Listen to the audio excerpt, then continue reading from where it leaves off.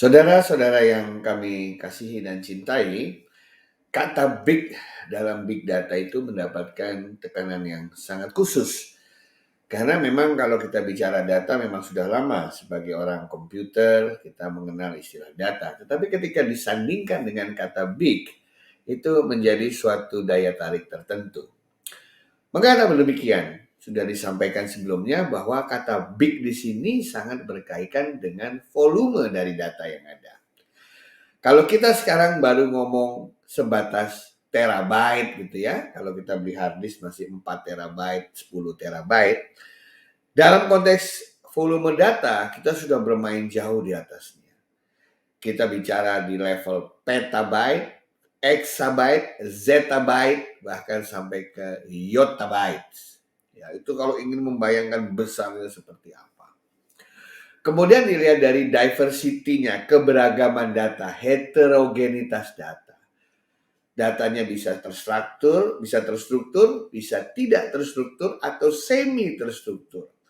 Bisa datanya berasal dari corporation, bisa datanya berasal dari sistem, bisa datanya berasal dari device, perangkat, bisa datanya berasal dari conversation dalam social media, dan lain sebagainya.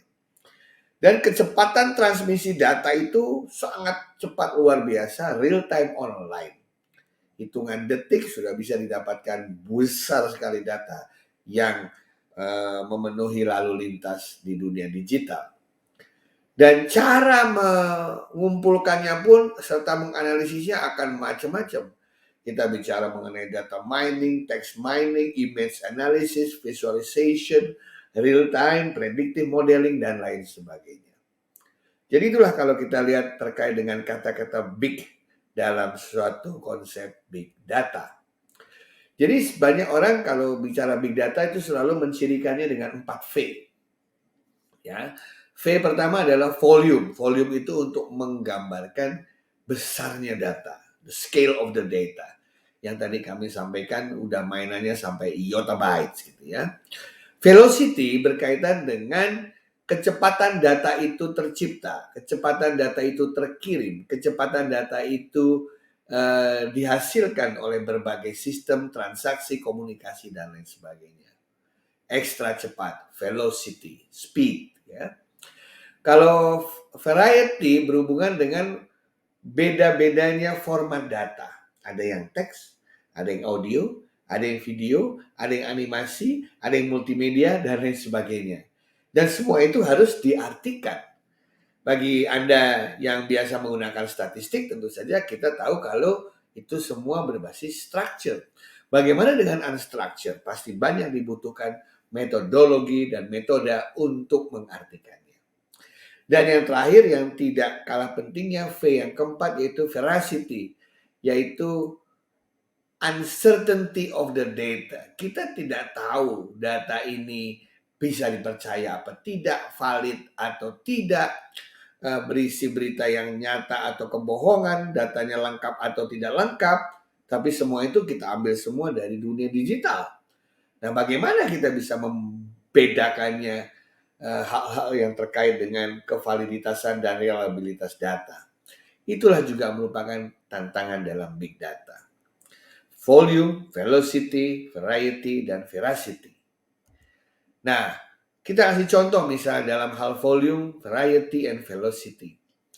Paling tidak di tahun 2020 itu di Amerika, ya, yang tersimpan, data yang tersimpan dalam hitungan petabytes, ya, di Amerika Utara aja udah lebih dari 3.500 petabyte. Ya. Kemudian di Latin Amerika lebih dari 50 petabytes. Belum kita bicara mengenai velocity. 3 billion atau hampir 3 miliar email dikirim, 3 juta email dikirim setiap detik. 20 jam video diupload setiap detik. Kurang lebih 50 juta tweets setiap hari. Komunikasinya bisa antara manusia dengan mesin dengan mesin. Dan ini bertambah terus secara eksponensial. Mari kita lihat sejumlah data infografis yang dikumpulkan. Data yang dikumpulkan oleh bumi kita ini selama 60 seconds alias 1 menit. Dalam 1 menit itu ada 694.000 query di Google sebagai search engine. Ada 695.000 lebih Facebook perubahan status saja. Ya. Kita bicara mengenai lebih dari 98.000 tweets. Gitu ya. Kita bicara mengenai 168 juta email yang dikirimkan dalam 1 menit dan terus meningkat. Dari situ kita bisa membayangkan seperti apa ekosistem landscape dari big data. Semua ini menghasilkan suatu lingkungan, suatu ekosistem yang sangat kompleks. Data begitu banyak, dibanjiri data, pertanyaannya adalah bagaimana saya bisa mengartikan data-data yang sedemikian besar. Saya bisa menseleksinya, memfilternya, sehingga menghasilkan informasi dan pengetahuan yang berguna dan bermanfaat bagi saya atau perusahaan di tempat saya bekerja. Disitulah tantangan dari konsep big data. Terima kasih.